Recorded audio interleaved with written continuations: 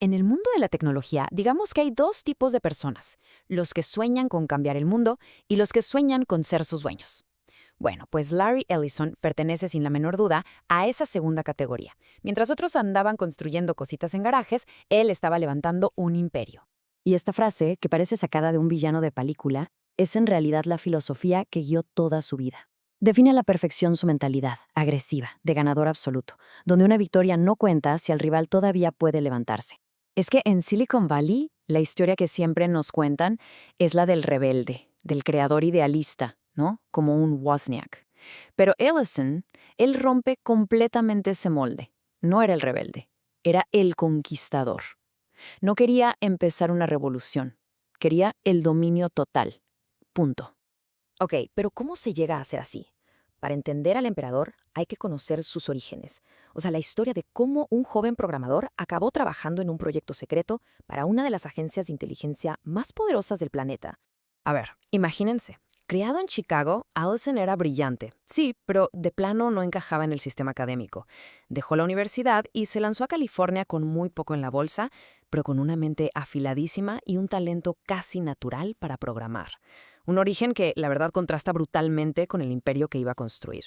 Y aquí es donde todo da un giro. Ellison se topa con un artículo técnico de IBM que hablaba de algo llamado bases de datos relacionales. Para IBM era solo una teoría, algo interesante, un ejercicio académico y ya. Pero donde ellos vieron teoría, Larry Ellison vio el futuro.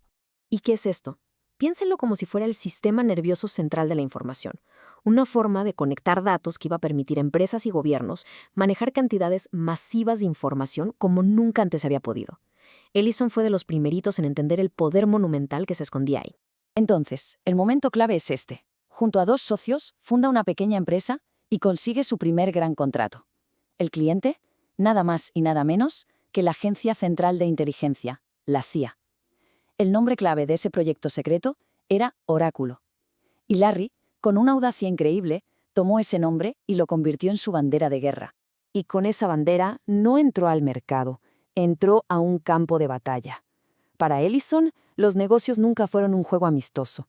Eran, literalmente, una guerra total. Y no creen que esto es una metáfora, ¿eh? Se dice que Allison estudiaba el arte de la guerra de Sun Tzu casi como un manual. Por ejemplo, aplicaba el principio de que toda guerra se basa en el engaño. Oracle se hizo famoso por anunciar productos que ni siquiera existían, lo que conocemos como vaporware, solo para congelar las ventas de sus competidores mientras ellos se ponían al día. Cada movimiento estaba fríamente calculado. Su estrategia era brutalmente simple, pero súper efectiva. No se trataba de tener un pedazo del pastel, se trataba de erradicar al oponente.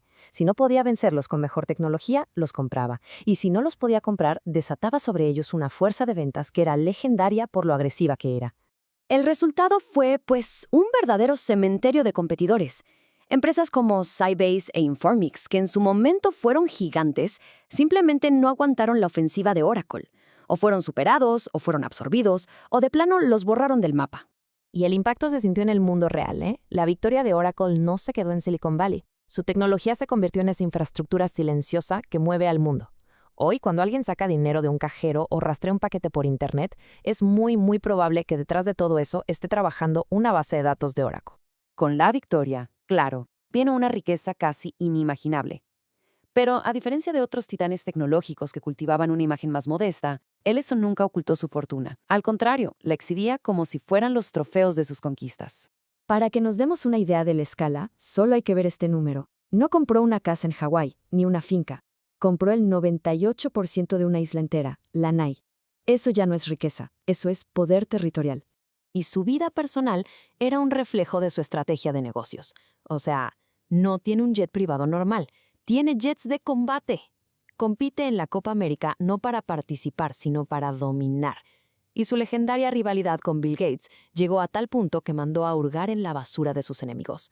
Para él, todo, absolutamente todo, era personal. Entonces, después de décadas de guerra corporativa y una vida de excesos, ¿cuál es el verdadero legado de Larry Ellison?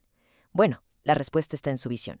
Al final, su verdadero legado es ese. Muchísimo antes de que todos empezáramos a hablar de Big Data, de la nube o de la economía de la información, Ellison ya estaba construyendo las herramientas para manejar todo eso. Él vio venir la era de los datos cuando los demás apenas estaban viendo computadoras.